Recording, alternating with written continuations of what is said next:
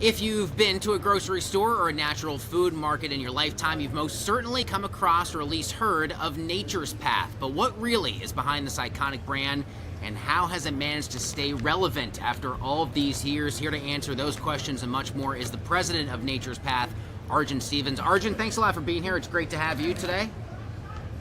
Thank you. I'm excited to share a little bit about our story. So first, introduce us to Nature's Path. Undeniably, this is a logo and a brand that'll be recognizable to many of our viewers. But talk to me about the journey, your journey as president, leading this brand. My parents started the business back in 1985 out of the back of one of Canada's first vegetarian restaurants. And they started with a simple vision, which was to always leave the soil better than they found it. And, for us, that's always leave the earth better than you found it. That's why everything we do is organic and uses healthful ingredients like flax seeds and chia seeds and organic products sourced from around the world. What have been some of the key strategic decisions that helped the brand over the years? So you look back at that iteration there from the mid-'80s to your parents and to your leadership. What are some of those key decisions that stand out to you over the years, the inflection points of the journey of the company? There's been a few inflection points for us as we've grown, from being just a small mom and pop organization today, employing over 800 people through our facilities and through our teams across North America. And one of the biggest ones was really just staying true to our values around always being organic. We were one of the first organic food companies that launched products into the grocery store shelves, one of the first organic food products to be sold at Walmart and at Costco. And what we saw in the natural food industry is that a lot of people maybe started organic and then launched so-called natural food products. But natural really doesn't mean anything. Really, organic has a strong standard behind it. And then in the mid-'90s, organic as a term, as a food product became regulated. And that's when we saw the organic industry continue to grow, and now it's worth over $90 billion worldwide. All right, so let's take a look at a few of the products that we have here. We've got Heritage Flakes. These look awesome, as do these pumpkin seed and flax granola. And I held this one up. We got some Love Crunch dark chocolate and red berries. Talk to me about the product line that you have, and what is your favorite, if you're allowed to say, and I promise the other products aren't listening to your answer. The Heritage Flakes was our first bestseller, and it's on the market today. It was the first product to use quinoa and amaranth and all these ancient grains that people had never heard about before in North America. So Heritage Flakes is one of the time-tested products. It's high in protein and high in fiber.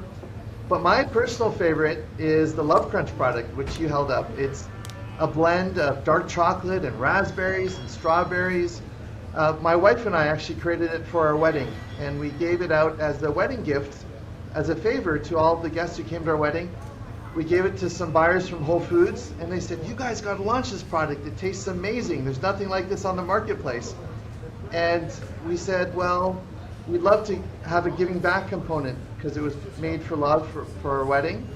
And they said, let's work together to support women entrepreneurs in the developing world through microfinance. So for every box of the original Love Crunch sold, we help the Whole Planet Foundation with a donation and help these women entrepreneurs start their own businesses, whether they bought a goat or a sewing machine. And that money was actually used to help send their children to school or help in medical emergencies. So Love Crunch is not only a delicious product, it has a lot of purpose behind it. And today we've donated close to $50 million of organic food to food banks through Love Crunch. Because for every bag of Love Crunch we sell, we donate an equivalent amount to food banks across North America. That's an incredible origin story for the product, by the way, for the wedding for you and your wife. So congratulations on this. Now, you are a Canadian-based company. How is the company navigating the current challenges? There's geopolitics at play for every business. There's tariff implications for every business. All the more so for a company here in North America, not explicitly based in the U.S. What do those challenges look like for you in Nature's Path right now? It's been a tremendous amount of uncertainty for us as a business, just with all the tariffs and cost increases. We source ingredients from around the world, the best organic ingredients. So the tariffs have affected our input costs coming into America, where we produce a lot of our granola and our cereal.